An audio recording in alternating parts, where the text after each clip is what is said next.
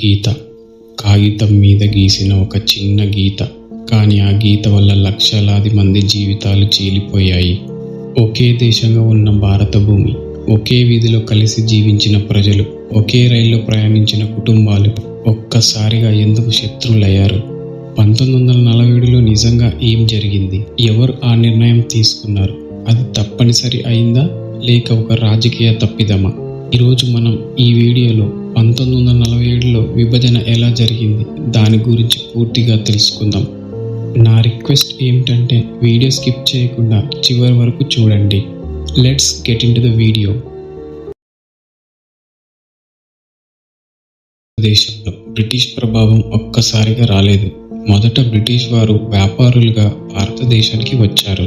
16th సెంచరీలో Britain ప్రభుత్వం east India కంపెనీకి భారతదేశంలో వ్యాపారం చేయడానికి అనుమతి ఇచ్చింది. ఆ తర్వాత వారు భారతదేశంలో అనేక ప్రాంతాల్లో వ్యాపార కేంద్రాలు ఏర్పాటు చేసుకున్నారు. క్రమంగా వారు వ్యాపారమే మాత్రమే కాకుండా రాజకీయంగా కూడా ప్రభావం పెంచుకోవడం ప్రారంభించారు. 1757లో జరిగిన ప్లాసీ యుద్ధం భారత చరిత్రలో ఒక పెద్ద మలుపు. ఈ యుద్ధంలో ఈస్ట్ ఇండియా కంపెనీ బెంగాల్ నవాబును ఓడించింది. ఈ విజయం తర్వాత బ్రిటిష్ వారికి బెంగాల్ మీద అధికారం వచ్చింది. బెంగాల్ అప్పట్లో చాలా సంపన్నమైన ప్రాంతం. అందువల్ల ఈ విజయం బ్రిటిష్ వారికి శక్తిని చాలా పెంచింది. దాని తర్వాత క్రమంగా మరికొన్ని యుద్ధాలు చేసి, ఒప్పందాలు చేసి చాలా ప్రాంతాలను తమ కంట్రోల్లోకి తీసుకున్నారు. కొన్ని దశాబ్దాల్లోనే భారతదేశం ఎక్కువ భాగం బ్రిటిష్ పాలనలోకి వచ్చింది. బ్రిటిష్ పాలకులు ఒక విషయం బాగా అర్థం చేసుకున్నారు. భారతదేశం పెద్ద దేశం, కానీ ప్రజలు ఒక్కటై పోరాడితే వాళ్ళని ఓడించడం కష్టం. అందుకే వారు ఒక రాజకీయ వ్యూహం వాడారు. దాని పేరే డివైడ్ అండ్ రూల్. అంటే ప్రజల మధ్య విభేదాలు సృష్టించాలి, వాళ్ళు ఒకరితో ఒకరు తగులాడాలి. అప్పుడే బ్రిటిష్ వారు సులభంగా భారతదేశాన్ని పాలించగలరని వాళ్ళు అర్థం చేసుకున్నారు. 1905లో బ్రిటిష్ వైస్రాయ్ లార్డ్ కర్జన్ బెంగాల్ను 2 భాగాలుగా విభజించాడు. వెస్ట్ బెంగాల్ ఎక్కువ హిందువులున్న ప్రదేశం, ఈస్ట్ బెంగాల్ ఎక్కువగా ముస్లింలున్న ప్రదేశం. అసలు విభజన ఎందుకు చేశారు అని బ్రిటిష్ వారిని అడగగా వారు కారణం ఏం చెప్పారంటే పరిపాలన సులభం చేయడానికని చెప్పారు. కానీ భారత ప్రజలకు అప్పుడే డౌట్ వచ్చింది. ఎందుకంటే ఇది నిజంగా పరిపాలన కోసమా లేక మతాల ఆధారంగా ప్రజలను విడదీయడానికా? డివైడ్ అండ్ రూల్ పాలసీని వ్యతిరేకిస్తూ ప్రజలందరూ భారీ నిరసనలు చేపట్టారు. స్వదేశీ ఉద్యమం ప్రారంభమైంది. బ్రిటిష్ వస్తువులను కొనడం ఆపేశారు. దేశవ్యాప్తంగా ఉద్యమాలు జరిగాయి. అప్పటి ఇండియన్ నేషనల్ కాంగ్రెస్ పార్టీ కూడా ఈ విభజనకి సపోర్ట్ చేయలేదు. ప్రజల ఒత్తిడికి తట్టుకోలేక చివరకు 1911లో బెంగాల్ విభజనను రద్దు చేశారు. బెంగాల్ విభజన రద్దు చేశాక అస్సలు ప్రభావం అప్పుడే మొదలైంది. ఎందుకంటే విభజన రద్దయిన ఒక పెద్ద మార్పు జరిగిపోయింది. మతాల ఆధారంగా రాజకీయాలు మొదలయ్యాయి. హిందూ ప్రాంతం, ముస్లిం ప్రాంతం అనే ఆలోచనలు ప్రజల్లో మనసులో బలపడింది. 1995లో బెంగాల్ విభజన రద్దు తర్వాత 1906లో డిసెంబర్లో ఢాకాలో ఆల్ ఇండియా ముస్లిం లీగ్ స్థాపించబడింది. అప్పటి పరిస్థితి ఏమిటంటే బ్రిటిష్ పాలన కొనసాగుతుంది, స్వాతంత్ర ఉద్యమం బలపడుతుంది. ఇండియన్ నేషనల్ కాంగ్రెస్ పార్టీ ఇప్పటికే దేశవ్యాప్తంగా రాజకీయంగా ప్రభావం పెంచుకుంటుంది. కొంతమంది ముస్లిం నాయకుల్లో ఒక భయం పెరిగింది. ఇండిపెండెంట్ భారత్ ఏర్పడితే హిందువుల మెజారిటీ ఎక్కువ కావడంతో ముస్లింల రాజకీయ ప్రాతినిధ్యం తగ్గిపోవచ్చు. ప్రభుత్వంలో, ఉద్యోగాల్లో, చట్టాల్లో తమ హక్కులు రక్షించబడతాయా లేదా అని అనుమానం. ఈ ముస్లిం లీగ్ స్టార్ట్ చేసినప్పుడు వాళ్ళ లక్ష్యం ఒకటే, బ్రిటిష్ ప్రభుత్వంతో చర్చల ద్వారా ముస్లిం హక్కులను రక్షించడం. ఆ సమయంలో వారికి ప్రత్యేక దేశ డిమాండ్ ప్రధాన అజెండా కాదు. తర్వాత కాలంలో ముస్లిం లీగ్ పార్టీకి ప్రధాన నాయకత్వం వహించిన వ్యక్తి మహమ్మద్ అలీ జిన్నా. ఇందులో మనకు తెలియని విషయం ఏమిటంటే జిన్నా గారు ప్రారంభంలో హిందూ ముస్లిం ఐక్యతకు మద్దతు ఇచ్చేవారు. ఆయన ఒకప్పుడు హిందూ ముస్లిం యూనిటీ అంబాసిడర్గా కూడా పనిచేశారు. కానీ 1930 తర్వాత పరిస్థితులు పూర్తిగా మారాయి. రాజకీయ విభేదాలు పెరిగాయి. కాంగ్రెస్ మరియు ముస్లిం లీగ్ మధ్య నమ్మకం తగ్గింది. 1937 ఎన్నికల తర్వాత ముస్లిం లీగ్ ప్రభావం తక్కువగా ఉండడం జిన్నా గారిని ఆందోళనకు గురి చేసింది. అప్పటి నుంచి ఆయనలో ఆలోచన మరింత కఠినంగా మారింది. 1940 మార్చి 23న లాహోర్లో జరిగిన సమావేశంలో ముస్లిం లీగ్ ఒక కీలక నిర్ణయం తీసుకుంది. దీనిని లాహోర్ రెజల్యూషన్ అంటారు. ఇందులో ఏముంది అంటే ముస్లింల మెజారిటీగా ఉన్న ప్రాంతాల్లో ఇండిపెండెంట్ రాష్ట్రాలుగా ఏర్పడాలని డిమాండ్ చేశారు. కానీ తర్వాత ఇది పాకిస్తాన్ డిమాండ్గా అభివృద్ధి చెందింది. ఈ తీర్మానం 1947 విభజనకు నేరుగా దారి తీసిన ముఖ్య సంఘటన. ముస్లిం లీగ్ పార్టీ వాళ్ళు ఒక సిద్ధాంతంతో ముందుకొచ్చారు. అదేమిటంటే టూ నేషన్ థియరీ ప్రకారం హిందువులు అండ్ ముస్లింలు కేవలం వేరే వేరే మతాలు కాదు. వాళ్ళ సంస్కృతి, చరిత్ర, సాంప్రదాయాలు, చట్టాలు, జీవన విధానం కూడా వేరే వేరే. అందువల్ల ఒకే దేశంలో కలిసి ఉండడం కష్టమవుతుందని వాళ్ళు భావించారు. ఈ సిద్ధాంతం ప్రకారం ముస్లింలు ఒక ప్రత్యేక మతం కాబట్టి వారికి ప్రత్యేక దేశం అవసరమని వాళ్ళు భావించారు. ఈ థియరీని అందరూ అంగీకరించారా అంటే లేదు. చాలా మంది భారతీయులు, హిందువులు, ముస్లింలు ఈ సిద్ధాంతాన్ని అంగీకరించలేదు. అనేక ముస్లిం నాయకులు కూడా మతం ఆధారంగా దేశ విభజన అవసరం లేదు అని భావించారు.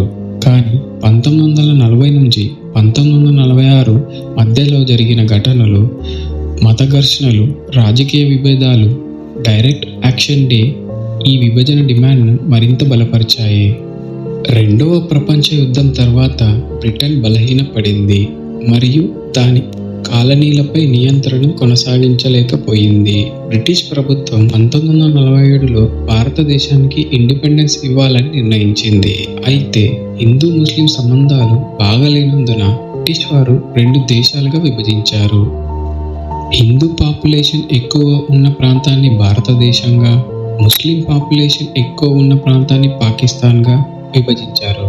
కానీ పాకిస్తాన్ మటుకు 2 వేర్వేరు భాగాలుగా ఏర్పడింది. ఒకటి వెస్ట్ పాకిస్తాన్, మరొకటి ఈస్ట్ పాకిస్తాన్. ఈ 2 ప్రాంతాలు 1600 కిలోమీటర్లు పైగా భారత భూభాగంతో వేరు చేయబడ్డాయి. దీనివల్ల పాలన కష్టమైంది. స్థానిక పరిస్థితుల గురించి పెద్దగా తెలియని బ్రిటిష్ అధికారి సర్ సిరిల్ రాడ్క్లిఫ్ సరిహద్దులను తొందరగా గీశాడు. ఎందుకంటే విభజన భారీ హింసకు దారితీసింది. హిందువులు మరియు సిక్కులు పాకిస్తాన్గా మారిన ప్రాంతాల నుండి పారిపోయారు. ముస్లింలు భారతదేశంగా మారిన ప్రాంతాల నుండి పారిపోయారు. దాదాపు 14 నుండి 15 మిలియన్ల మందికి ప్రజలకు ఇల్లు లేకుండా పోయింది. మరియు అల్లర్లు, ఊచకోతలు మరియు బలవంతపు వలసల్లో సుమారు 10 లక్షల మంది మరణించారు.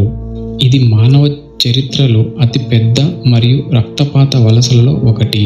ఇదే టైంలో పంజాబ్ అండ్ బెంగాల్ రాష్ట్రాలు కూడా విభజించబడ్డాయి. మొత్తానికి బ్రిటిష్ ప్రభుత్వం ఒక గీతతో దేశాన్ని 2 ముక్కలుగా చేసింది. 1947 ఆగస్టు 14 పాకిస్తాన్కి ఇండిపెండెన్స్గా ప్రకటించింది. 1947 ఆగస్టు 15 భారతదేశానికి ఇండిపెండెన్స్ ప్రకటించింది. భారతదేశానికి తొలి ప్రధానమంత్రిగా జవహర్ నెహ్రూ గారిని ప్రకటించారు. అతని ప్రసిద్ధ ట్రస్ట్ విత్ డెస్టినీ ప్రసంగం చరిత్రలో నిలిచిపోయింది.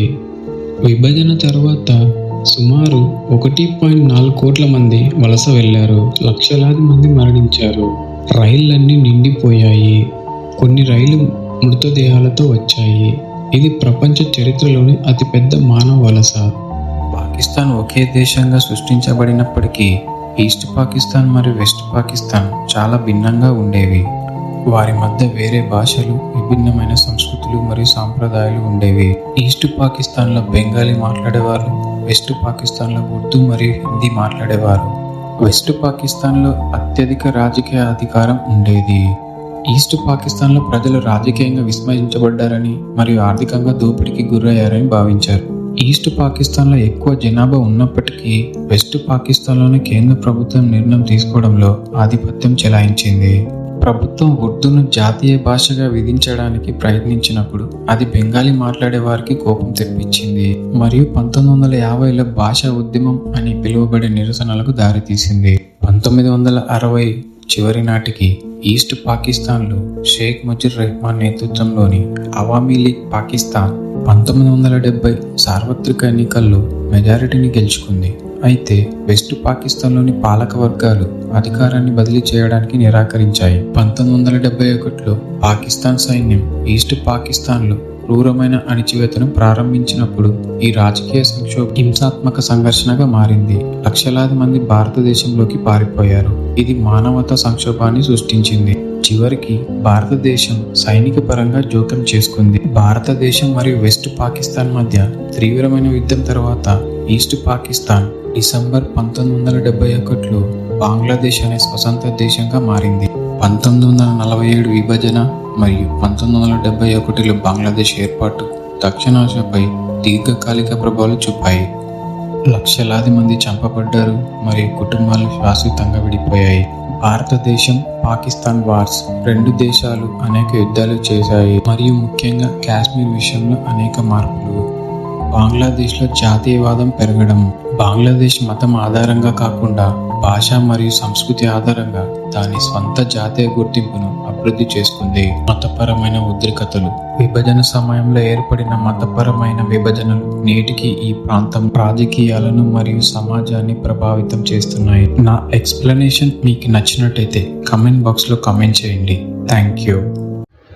ఈ వీడియో కన్క్లూజన్ ఏమిటంటే, మతం, భాష, ప్రాంతం పేరుతో విభేదాలు పెంచితే దేశాలే చీలిపోతాయి.